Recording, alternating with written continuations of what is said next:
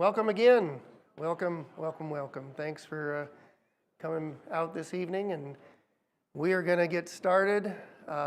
Again, I have so much material to cover, and I speak way too slowly, but I'm going to do my best to get through a lot of this because there's some other good stuff. We are approaching the end of the quarter, and there's just things I'd like to be able to share with you that may or may not be able to get to. But anyway, quick prayer. Again, our Father, we thank you for this day of life that you've provided for us. We thank you for your creation, of course, and we thank you for being able to interact with it, to understand it, and to explore those mysteries that you've left for us to look into. Thank you so much for that. It makes the life so much more full of variety and so much full of entertainment and enjoyment to be able to figure out some of the things that you've hidden away for us to find. We of course, thank you for Jesus. We pray in his name, and we give you great thanks for him. Amen. All righty. So last week, we continued looking further to the concept of design. Particularly, we looked at an overview of design between the two theories. We were looking at some of the characteristics of the design concept as it would appear within the theory of creation and within the theory of evolution. We then launched into the teleological argument. You have to speak that slowly this time of day. And noted that this argument has been around a long time. It's been around about as long as the cosmological argument that we had looked at earlier. We touched on the premises that, a poem must have a poet, a painting must have a painter, a design must have a designer. We noted that the proponents of the evolutionary theory don't disagree with those statements, but they're unwilling to go so far as to admit that really there is true design evident in the universe. They state that any design that can be proposed is simply and strictly in appearance only and is not truly design at all. We looked at an automobile as an example of what you would say would be irrefutable design, because it was designed by humans, and we know minds went into it. So it was design. And we discussed some of the design attributes with regards to the automobile. Finally, we started looking at characteristics of the universe and of our Earth, and to reveal design elements that may be there. Notably, we were discussing the uniqueness of the Earth and Moon system and the benefits to life regarding our unique system as what it does for life. And so we left off basically with this slide right here. Going back again to the Earth-Moon system, let's talk about oceans for a bit. The oceans provide a huge reservoir of moisture that's constantly evaporating and condensing, falling upon the land as refreshing rain. Water heats and cools at a much slower rate than a solid land mass. This is because water is one of the natural elements, natural molecules that you find has one of the highest specific heats, and that's just a fancy way of, it takes a lot of energy to raise its temperature, and when its temperature is dropping, it gives off a lot of energy. So it takes more energy to heat this water up to a particular temperature than it would be a rock or a piece of iron or any of the other types of natural materials. Thus, water holds its temperature longer, provides sort of a natural heating and air conditioning system for the land areas, particularly the ones that are certainly adjacent to larger bodies of water. Go to the coast, Oregon coast, go up to Seattle. They have a lot less fluctuation in their temperatures because they're adjacent to the ocean. Approximately 4/5 of the Earth is covered by water. If that were not so, then temperature extremes would be much more unpredictable than they are now, and they would very likely fluctuate far greater than what we see. Water is actually found all over the universe. In the atmospheres of stars, we have detected water. We have seen water in the regions between stars. Of the exoplanets, we have about 4,000 confirmed exoplanets. Some of those we've been able to study the atmospheres, and we found water in some of those. Typically speaking, though, water shows up as either solid, such as ice, or as a gas in these other places.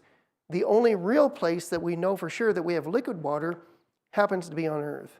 And of course, given that we, have nine-ish planets, 9.5, 8.5 planets, depends on what you want to do with Pluto. But we have the planets within our own solar system, and we have a certain amount of information on those exoplanets.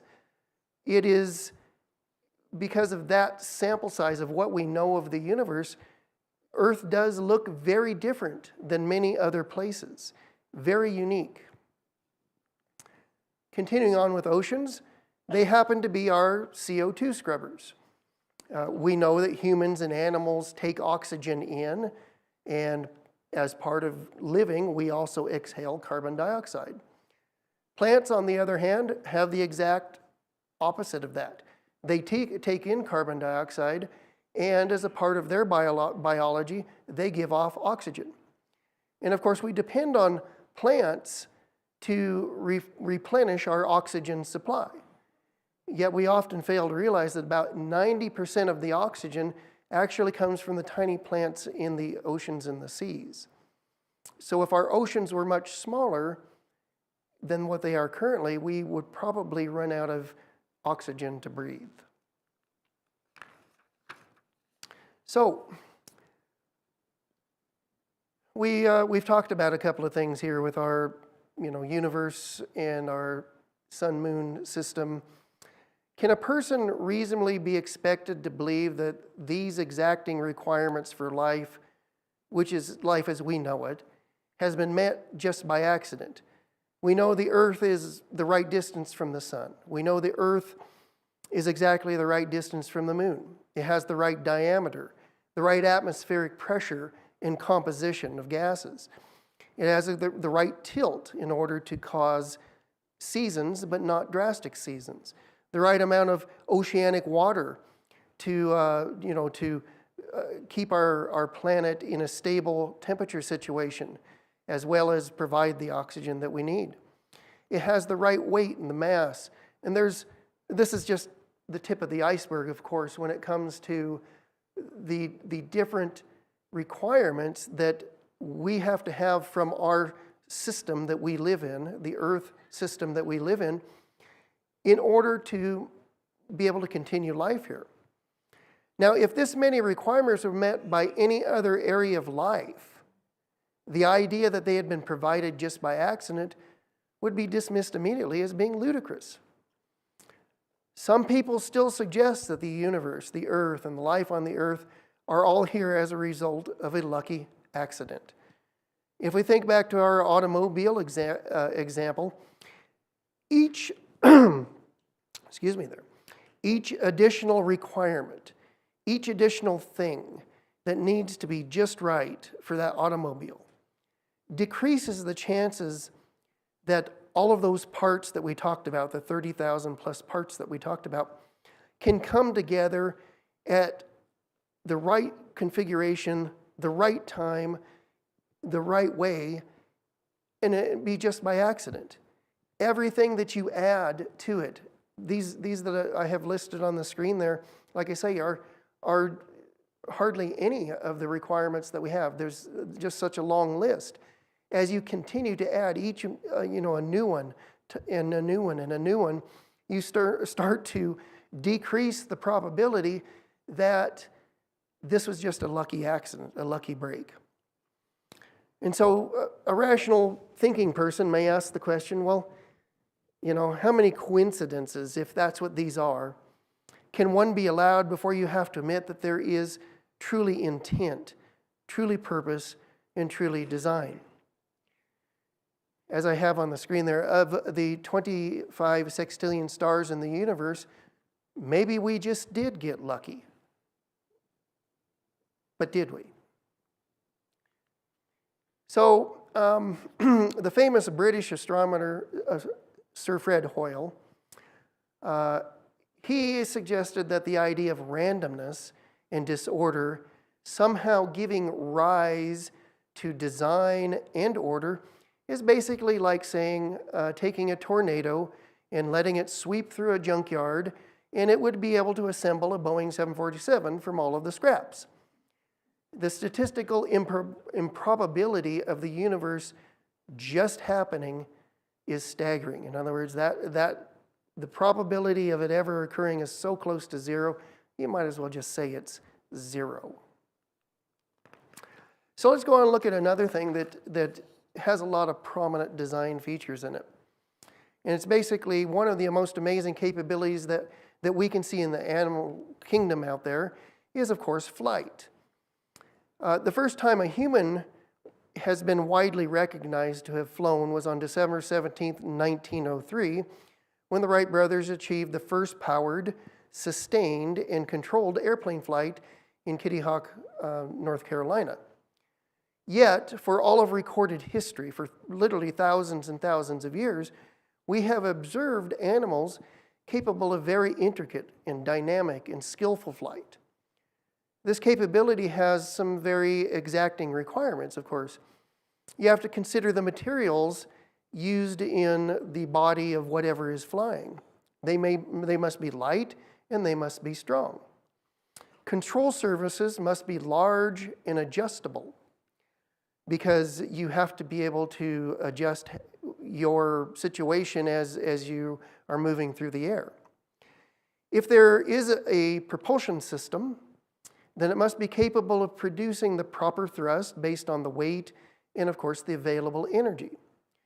There needs to be feedback systems and sensors that have to exist both for retaining balance and control and also for doing navigation.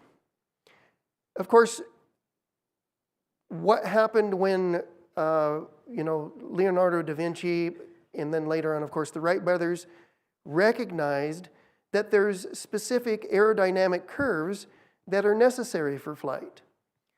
These are specific, and not every curve will work.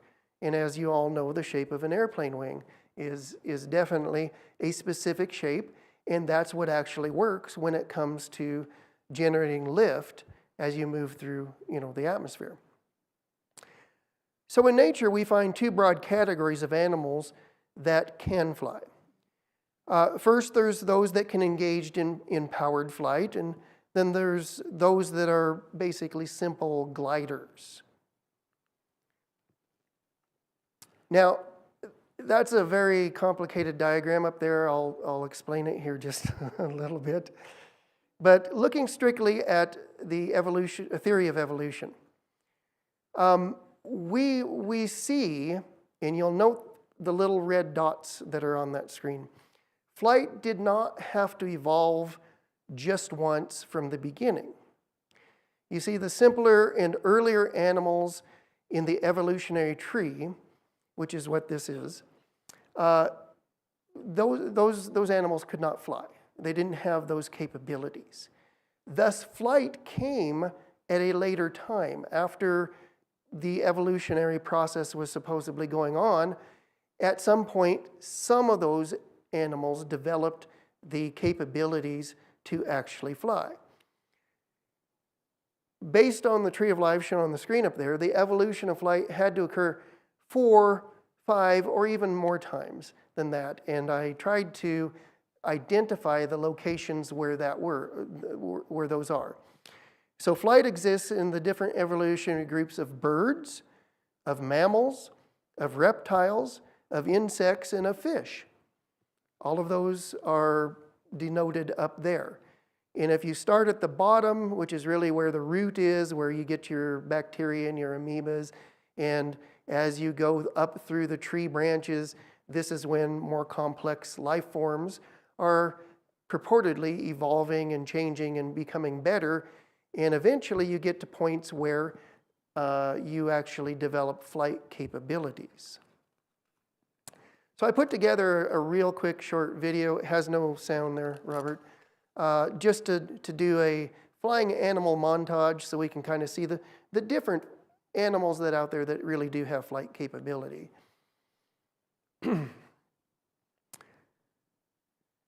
So the first ones are the gliders. We got flying squirrels, frogs, and fish. So this is a flying squirrel. That's a flying frog.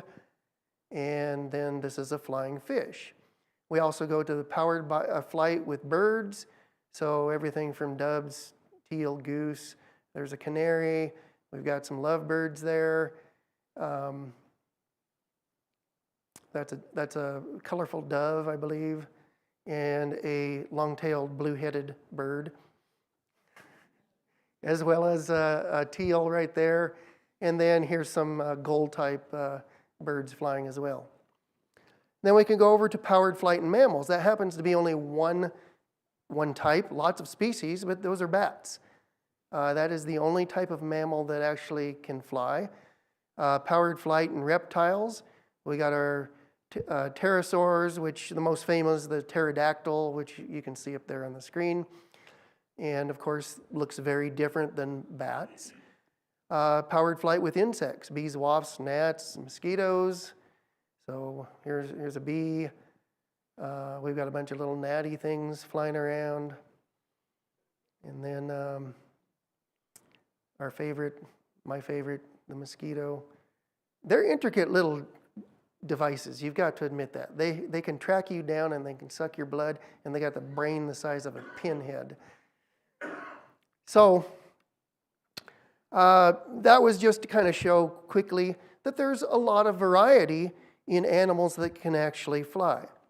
As noted, from an evolutionary theory perspective, these creatures mostly developed on different branches of the evolutionary tree, yet surprisingly, all of them got flying, right, as in correct. They got it right because they are able to do that. They sit there and they fly around and they take it for granted. And it's really built in just to how they operate. The problem is, how did an unthinking, random set of processes that didn't know what it was doing just happen to stumble upon the right formula for flight on numerous occasions? You see, those didn't evolve from a common ancestor that knew how to fly, and then we got the insects and the birds, the pterosaurs, and bats and even flying squirrels out of this one common ancestor. That did not occur. The actual capability evolved in different groups of animals that had already evolved out of that common ancestor, and now they seem to get it right 4, 5, 6, 10 times. Who knows the true number? I don't, but at least 4 or 5 times. So if you do the math, you'd see that the chance of just inventing flight in an animal at all, just one time out, is basically infinitesimally small. The chances to do it 4 or 5 times is really so small that you might as well treat it as identical to 0, because it would be an incredible improbability that it would happen that many times and that many times correctly. So the natural question is, well, which theory best explains the why of animals that are capable of flight? They really did evolve out of random processes, or a creator happened to design flight into what he was building. So going on now to this particular slide here, clearly the ability to fly is not trivial, all right? There's many parts, there's many systems, all of those must work together seamlessly to let a heavier than air creature fly gracefully and efficiently through the atmosphere. You have to consider bone structure, you have to consider joints, muscles, nerve systems, different types of sensors, both from feeling as well as sight, hearing. There's the different control surfaces that are employed. all from feathers to webbed skin to skin stretched between, elongated fingers, such as in the case of a bat. Well, those who support the theory of creation accept that a creative God has the knowledge and the ability to design all of those needed parts, all of those sensors, all of those assemblies in order to make basically flight possible. Those who happen to support the theory of evolution must rely on a tremendous amount of good luck that moves a land-dwelling creature in the direction of having flight capability. However, because flight requires a complex set of systems, can we find that evolutionary path? Those billions upon billions of individuals that had to live and die in order to trot out this pathway from simple capabilities pointing towards flight to the actual complex systems necessary for flight. Well, that leads us to the next topic here.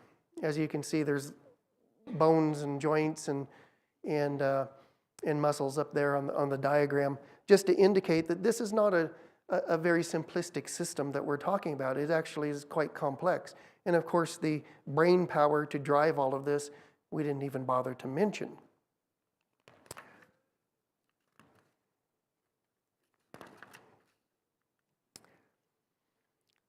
So I'm going to go on to lead into what's called irreducible complexity. And it's one of the most favorable arguments for design is this concept called irreducible complexity. That's derived from two Greek words, irreducible and complexity. Okay? It's kind of a mouthful to say, but I think it's easy enough once you get an example in your head what it's really about. It makes a lot of sense. So irreducible, of course, is not reducible. It's incapable of being reduced or of being diminished or simplified any further. Complexity, of course, is the state of being complex, characterized by a very complicated or involved arrangements of parts, of units, or whatever, such as a complex piece of machinery. Okay. This is just a simple diagram, but basically the central idea is that if we take any arbitrary complex system that provides some level of functionality, some type of functionality, we ask ourselves, can we make it less complex and still have the same or similar degree of functionality? And so the diagram depicts a somewhat complex system. But perhaps the circle labeled with an E up there is not so important to the overall function that this particular system provides. Can we remove it and make the system simpler and still get the benefit from the system? Well, if so, if we are capable of doing that, then the system, while it contained the E up there, really is not irreducibly complex. Meaning we could reduce it by taking the E away, reduce the complexity, and it still has the benefit that it was designed for. So that's the idea. Do we have a very complex system? Can we make it simpler and yet still retain what it's supposed to do? So more succinctly, specifically with respect to biological type systems, the idea of irreducible complexity is that in order for them to continue to perform their function, typically they're going to have many dependent and interconnected parts. Each part must operate in order for the function to be observed. The system cannot be simplified by removing or modifying any of the parts without altering the function. And when all of these are true, then the system would be considered irreducibly complex. So the common mousetrap is a form of an irreducibly complex system. In order for the function to be fulfilled, all pieces must be present and operate according to their design. You have a baseboard that holds all of the other parts in place and together. You have a spring clapper type system that provides the energy and the striking object basically to bludgeon the victim. You have a trigger that releases the clapper at the right moment. You have some staples that act as a hinge to allow the clapper to rotate to the precise location and swat the victim when he's there. So all of these pieces must be present. All of these pieces must work together to provide the benefit or the design intent. And if we remove any one of these pieces, the system will cease to function. And you may want to try that. Go home with one of these simplistic mousetraps. Take one staple out. Will it continue to work? Remove one part. Will it continue to work? The answer is no. This particular mousetrap here is an irreducibly complex system. Now, on the other hand, this particular mousetrap is not exactly an irreducibly complex system. There are plenty of pieces in there that you could take away and modify in order to continue to let it do its function, but by removing them, you remove some of the complexity. And so, obviously, this could be changed, and of course, it would continue to catch mice if you reduced it. So, the driving principles behind biological evolution are, first, random mutations. This is the engine of evolution. Mutations to the DNA are hypothesized to generate new features in these biological systems. The mutations are due in part to the high energy cosmic rays from the exploding stars that we previously mentioned. They're also due to copy errors and some other things that go on with the DNA that sometimes you can get mutations that way. Now, mutations typically are either good for the specimen, neutral, or bad. If they are good, that means the recoding of the DNA produces some sort of benefit to the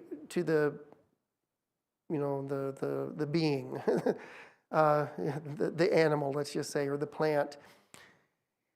If it's a good mutation, then we can judge that in just a second. Many of the mutations are not in the good category, but they're in the neutral category.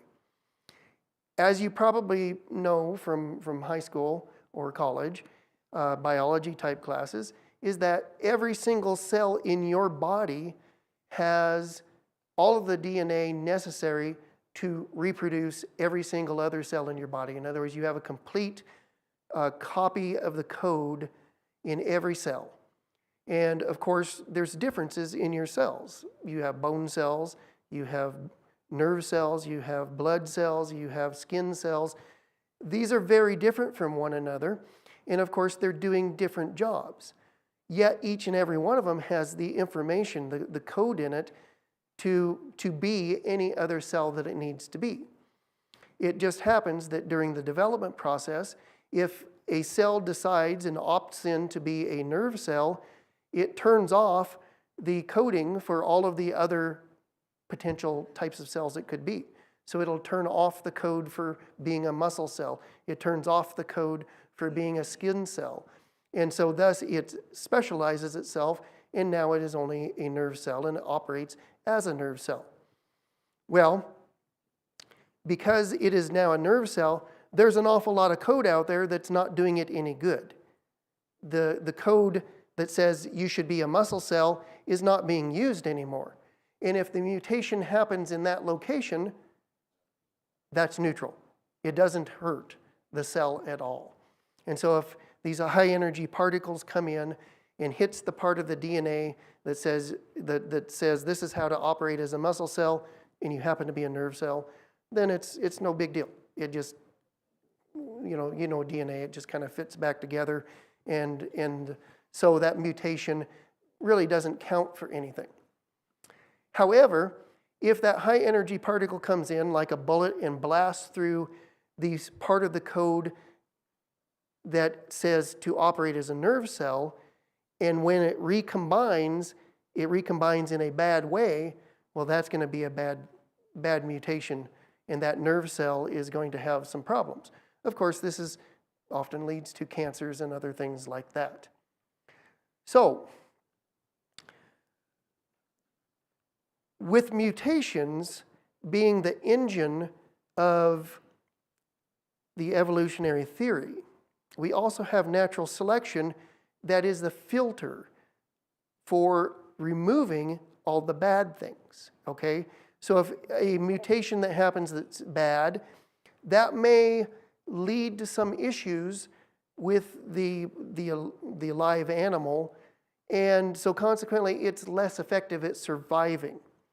And because it's less effective at surviving, it's not going to necessarily pass its genetics on to the next generation. Thus, bad mutations can be filtered out by natural selection because now the animal just isn't able to reproduce, and that bad mutation will not propagate into the next generation. That is also exactly what happens, according to the theory about the good mutations. They give some benefit to the animal or to the plant that allows it to survive better, and so now there's opportunity for it to pass the newly formed DNA genetics onto the next generation, and thus that's how good things tend to add up and get better. This is really kind of the core premise to the whole theory of evolution as to how change in biological systems tend to occur. The bad stuff gets filtered out due to natural selection, and the good stuff gets amplified over time.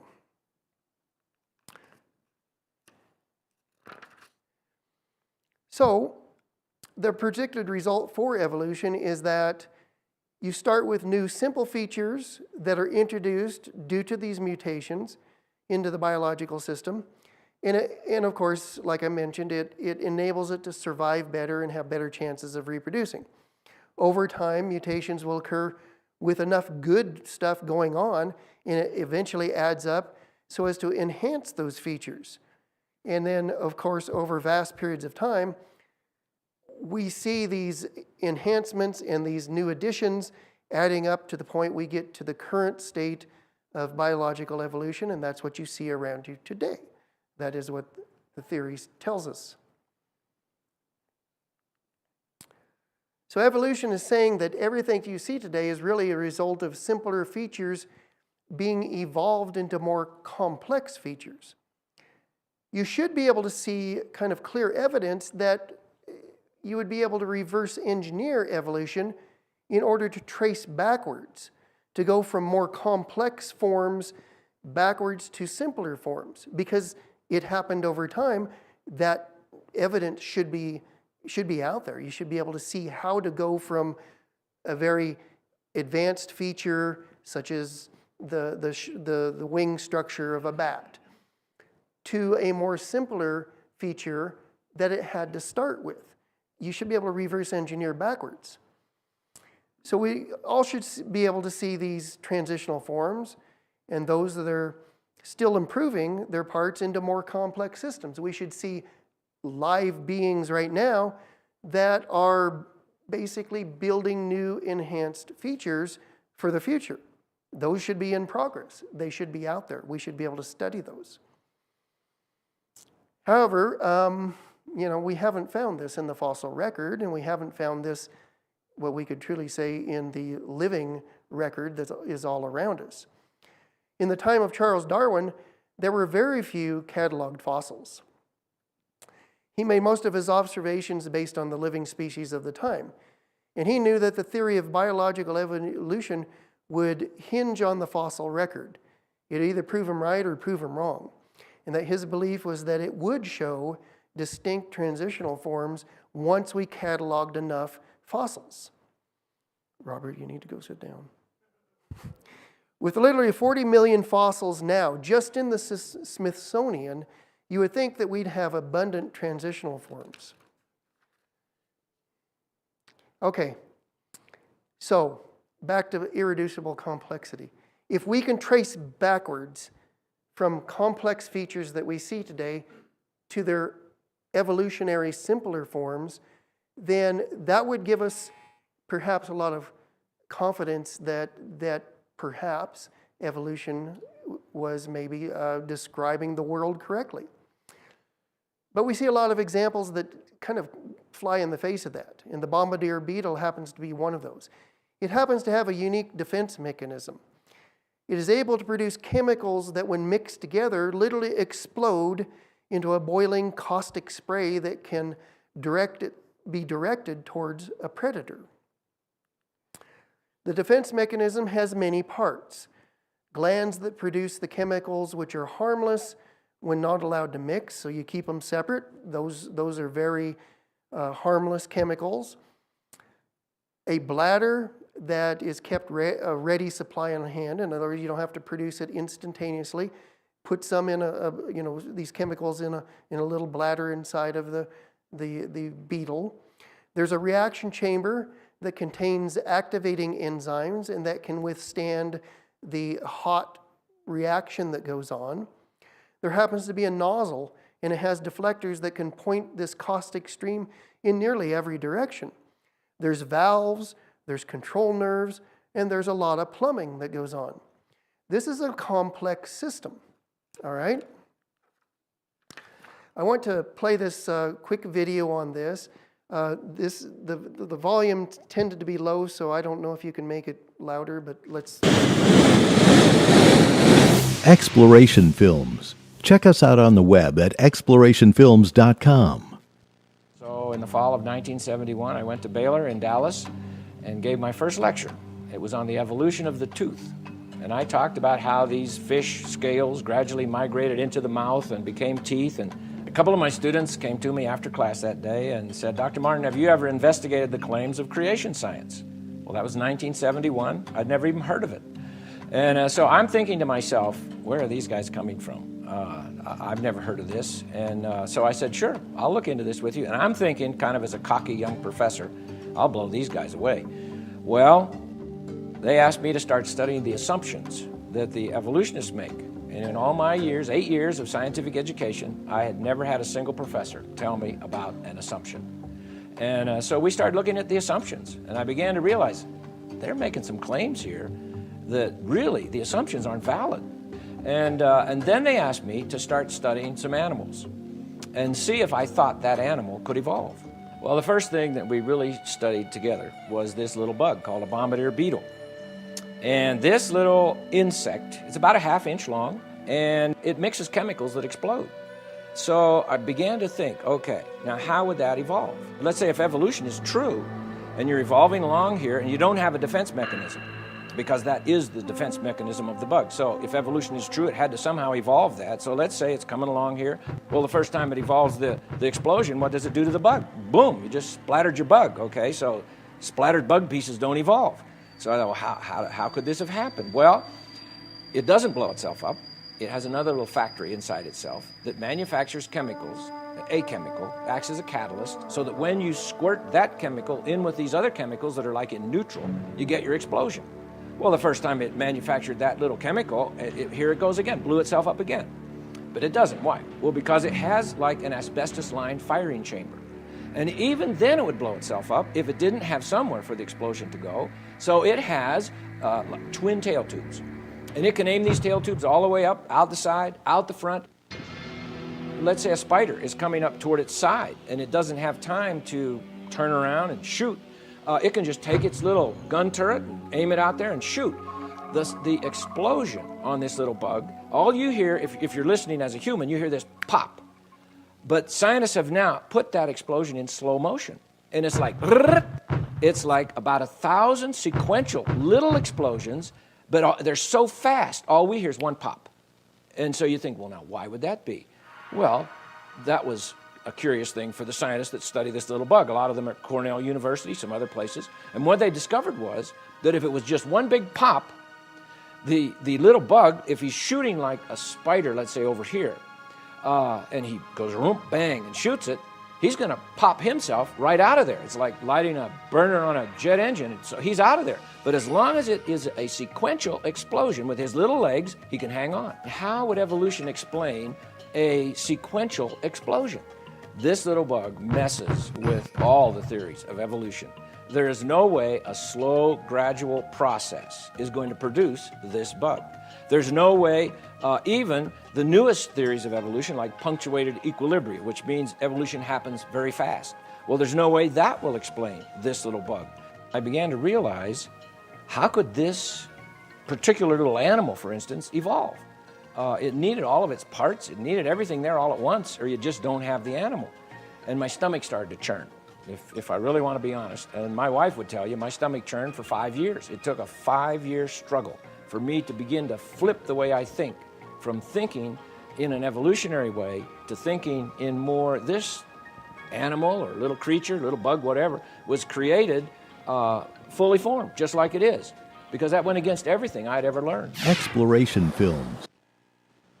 We will stop right there because we just went over. But we'll discuss a little bit more on the bombardier beetle next time, kind of go over what he's actually talking about with the little internal parts and why evolution can't really explain it very well. So thanks for attending.